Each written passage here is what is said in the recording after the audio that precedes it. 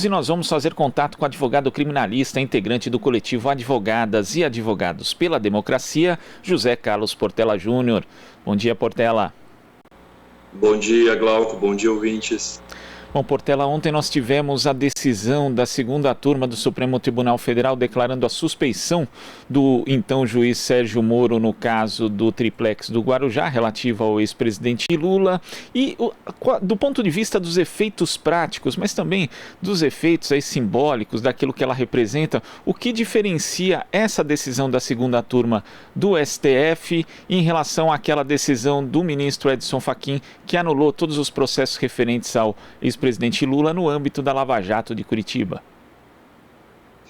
Então, Glauco, do ponto de vista jurídico, essa decisão ela tem efeito mais amplo do que aquela outra que considerou como incompetente, né, o juiz Sérgio Moro para o julgamento da Lava Jato. Porque quando se trata de suspeição, estamos falando de uma questão que afeta a imparcialidade do julgador.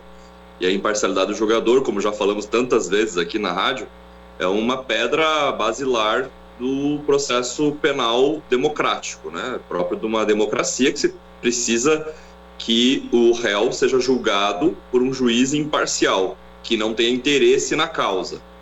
No caso da suspeição declarada do Moro ontem pelo STF, fica então reconhecido que o juiz tinha interesse na causa. E uma vez tendo interesse, chega à conclusão que o presidente Lula não teve um julgamento justo porque não foram analisadas as provas, o processo não foi conduzido sem esse interesse particular do juiz na condenação. Dessa forma, todas as provas ficam anuladas, né? A instrução processual fica anulada, volta-se tudo do zero, né? Para que seja julgado por um juiz que não seja suspeito. Diferente da incompetência, se a gente for lembrar da decisão lá do Fachin, né, do relator do julgamento daquele habeas corpus, ele disse que o juiz que fosse julgar novamente o fato poderia reaproveitar uma parte do processo.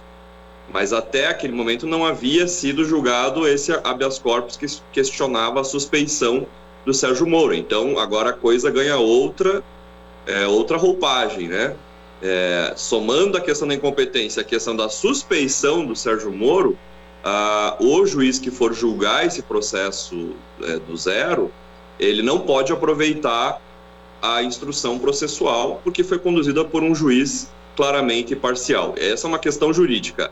A questão política é de grande envergadura, porque o recado que o STF mandou foi bastante claro, né? Lembrando a fala do ministro Gilmar Mendes, dizendo que o Tribunal de Curitiba era um tribunal de exceção. Isso é muito forte, dizer que um tribunal é um tribunal de exceção significa que viola todas as garantias constitucionais do acusado, mostrando que ali havia um juízo político. Nós já cansamos de falar sobre isso também aqui na rádio, já há anos falando que o julgamento da Lava Jato nada mais era do que um processo político. E isso ficou ontem bastante claro nos votos dos 3 ministros que foram a favor da suspeição, especialmente no voto do ministro Gilmar Mendes, que foi um dos votos mais simbólicos, né, desse momento que nós estamos vivendo, em que o STF finalmente acorda, sai do seu berço esplêndido e acaba colocando um freio nos desmandos dos lavajatistas.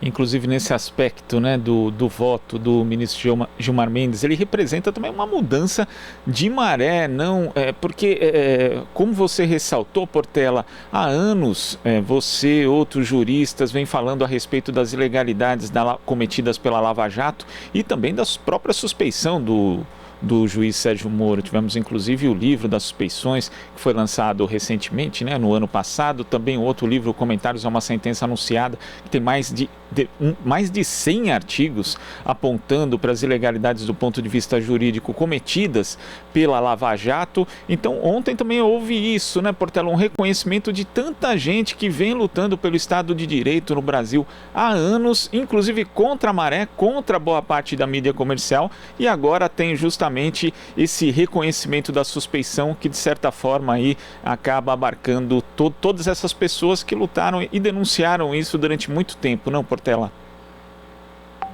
Sim, Glauco, e a gente deve reconhecer que o ministro Gilmar Mendes sempre foi um dos ministros que se colocaram contra a Lava Jato, né? Até um certo momento endossou os desmandos da Lava Jato, mas já faz um tempo que o Gilmar Mendes vem alertando para o perigo do lajavatismo. Inclusive, ele foi vítima da Lava Jato, né? Dos desmandos, como mostrou a Operação Spoofing, com aquelas mensagens do hacker Delgatti Neto, que mostravam que a Lava Jato queria destruir a vida, a carreira do Gilmar Mendes, né? Porque ele era uma pedra no sapato dos lavajatistas. Enquanto isso, o Fachin é protegido, né? Fachin e Fux, que são os aliados do lavajatismo. E a questão da comunidade jurídica progressista, que sempre alertou para essas ilegalidades, é um reconhecimento pelo STF, que nós estávamos certos, mas, como já disse a doutora Tânia Mandarino, que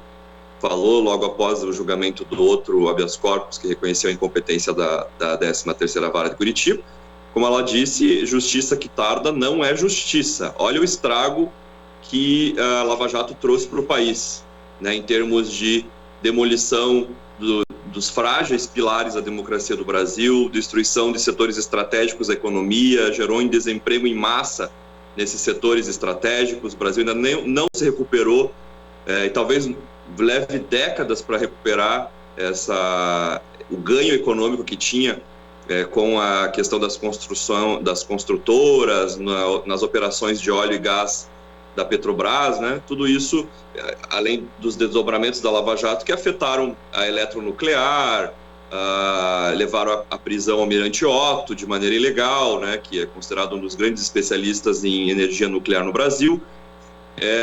E a gente já disse isso, é o ovo da serpente, que a Lava Jato chocou o Bolsonaro. Não teria ocorrido, possivelmente, a ascensão do Bolsonaro, né, como um líder da extrema-direita nazi-fascista no Brasil, não teria ocorrido essa ascensão se não fosse o lavajatismo, que foi uma principal base ideológica do Bolsonaro. Não por acaso o juiz da Lava Jato, Sérgio Moro, foi rapidinho chamado para ser ministro da Justiça desse governo de milicianos. Então, o estrago foi enorme. E agora o STF, né, em tese, aí, parece sinalizar para corrigir um pouco esse caminho tormentoso que o Brasil teve que passar aí nos últimos anos. Agora, ontem a PGR, a Procuradoria-Geral da República, fez um pedido, né, para o ministro Luiz Fux que esse habeas corpus relativo à suspeição do juiz Sérgio Moro seja levado ao plenário do Supremo Tribunal Federal. Em relação às duas decisões, tanto do HC da suspeição do Moro, quanto do HC que acabou sendo concedido pelo ministro Edson Fachin anulando os processos, o que ainda pode acontecer no Supremo Tribunal Federal, Portela?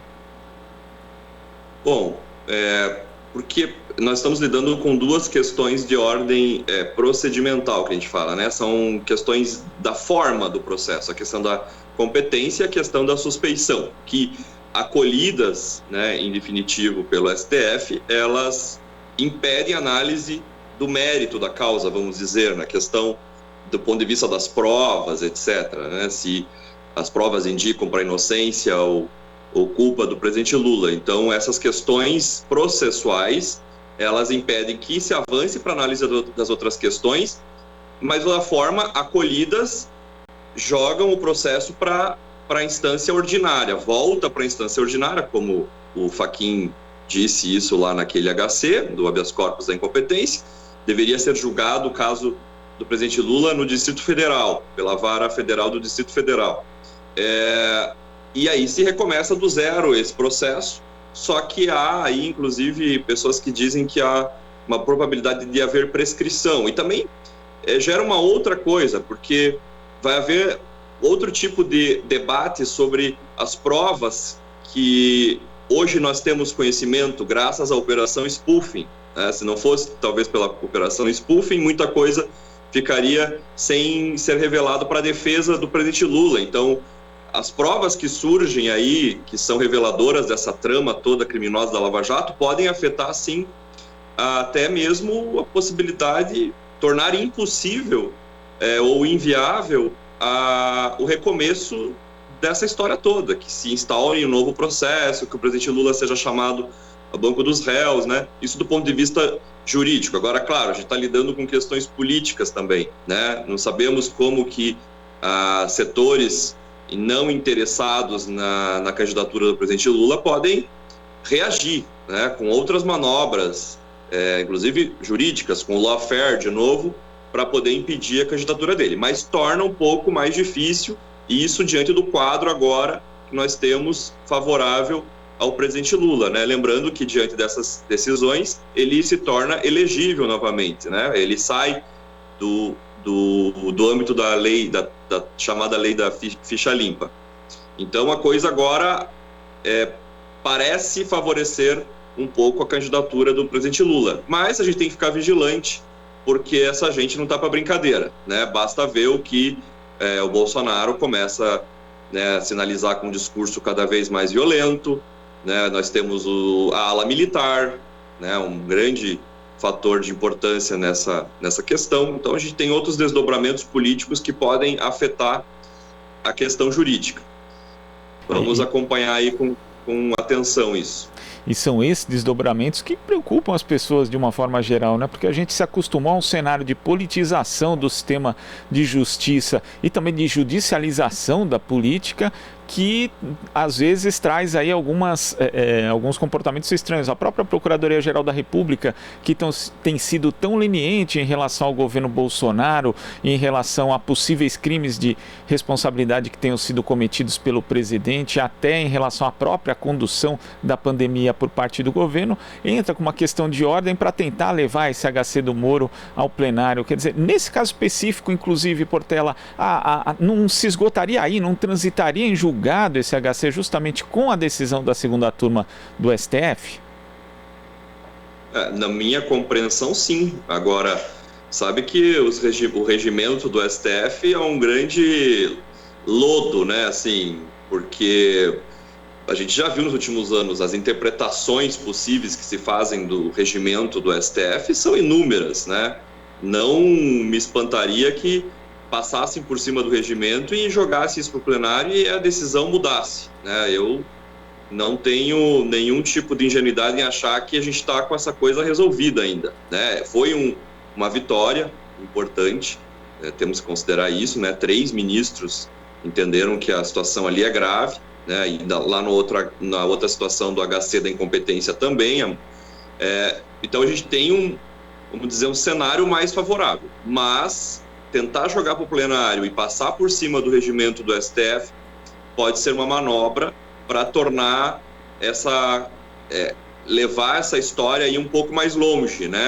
Submeter o presidente Lula a esse calvário por mais tempo. E aí, como você disse, nós não estamos livres da politização do judiciário. Veja o voto do Cássio Nunes, né? Que de ministro do STF não tem nada. É claramente um emissário do Bolsonaro no Supremo Tribunal Federal. Então a gente não tem como ficar relaxado ainda, né? Quer dizer, não sei se a gente vai ficar relaxado tão cedo, diante de tanta barbárie que a gente assiste no país, de tanta destruição, de geração de insegurança para os cidadãos, que realmente a gente vai ficar numa vigilância constante até 2022 e ainda pensando que talvez as eleições, não sabemos nem se elas não serão manipuladas novamente como foram as eleições de 2018, com fake news, prisão do presidente Lula, né? Tudo conduzido para que o candidato da burguesia chegasse ao poder e pudesse tocar o projeto de destruição dos nossos direitos que foi começado lá com Temer. E a gente ainda vê hoje, inclusive na pandemia, o impacto dessas fake news justamente circulando por conta daquela máquina que foi montada ali nas eleições de 2018 de forma ilegal, com financiamento para lá de suspeito, né, Portela?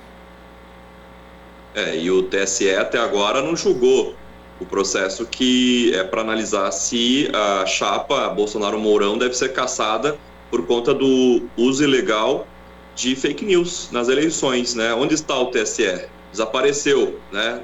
Está agindo como estava agindo o STF, dormindo em berço esplêndido. Mas talvez conforme a conjuntura vá mudando, talvez esse processo do TSE avance, né, diante das acomodações aí que a gente possa enxergar na conjuntura política. Eu só queria fazer um destaque para quem está nos ouvindo, né, lembrando que um aspecto também muito importante da destruição que a Lava Jato trouxe para o país, né, eu citei aí alguns exemplos, mas eu queria lembrar de até vidas que foram retiradas, né, vidas que foram suprimidas pelo lavajatismo, porque o lavajatismo se espraiou pelo judiciário brasileiro, e a gente tem que lembrar do que aconteceu com o reitor Cancellier, que era o reitor da Federal de Santa Catarina, que foi acusado injustamente de desvio de verbas por uma delegada lavajatista, e foi preso, né, numa prisão totalmente assodada, ilegal, como os lavajatistas gostam de fazer, de maneira midiática, com auxílio da mídia comercial, e o Cancellier caiu numa depressão profunda e acabou se matando, se jogando lá, né, num shopping center, tirando a vida dele. Então a gente lembra sempre esses fatos terríveis que marcam a história do Brasil, para mostrar que não é brincadeira quando se mexe com os pilares da democracia, né? Você tira um pilar da democracia, por exemplo, politizando o judiciário, em que na democracia não poderia se aceitar um judiciário politizado, e aí olha o que acontece, né? É uma senda de tragédias assim tremendas por conta de uso político do judiciário para se chegar ao poder de qualquer maneira. É bom lembrar também que essa mesma delegada, Érica Marena, depois foi levada pelo aí já ministro Sérgio Moro para trabalhar com a sua equipe ali no governo de Jair Bolsonaro, né? Portela, muito obrigado pela sua participação aqui no Jornal Brasil Atual. Até a próxima. Eu que agradeço. Bom trabalho. Até mais. Até. Conversamos aqui com o advogado criminalista, integrante do coletivo Advogadas e Advogados pela Democracia, José Carlos Portela Júnior. Aqui você ouve as notícias que os outros não dão. Jornal Brasil Atual.